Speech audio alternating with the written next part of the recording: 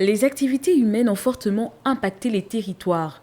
Des activités très souvent destinées à résoudre les problèmes liés au manque de nourriture, d'eau potable, de bois, de fibres et d'énergie ont ainsi causé une dégradation alarmante de la terre. Au Gabon, les conséquences sont multiformes. De récentes études sur l'impact du changement climatique au cours de ces 10 dernières années indiquent une recrudescence des cas d'inondations, de fortes vagues de chaleur et de la sécheresse dans le pays. Impliquant ainsi la vie humaine, ces conséquences néfastes pourraient empirer si les populations et le gouvernement n'élaborent pas des stratégies fiables pour contrer les effets pervers du changement climatique.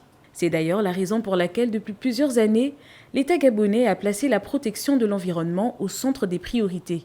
Depuis l'année 2002, plusieurs initiatives ont débouché sur la classification de 11% du territoire national en parcs nationaux.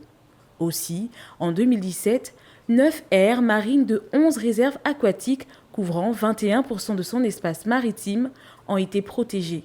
Toujours dans la même dynamique, le gouvernement gabonais a mené des recherches sur la problématique des changements climatiques, des recherches axées sur la Convention cadre des Nations Unies sur les changements climatiques. Entre autres, une stratégie nationale d'adaptation du littoral gabonais et certaines lois visant la limitation des risques liés au changement climatique tels que l'érosion côtière, l'instabilité du sol et la pollution atmosphérique avaient été adoptées.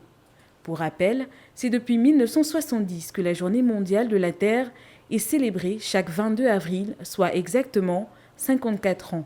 Reconnue comme l'événement environnemental le plus important à l'échelle internationale, cette journée encourage les populations à travers le globe dans l'élaboration des projets de sensibilisation pour la protection de la nature.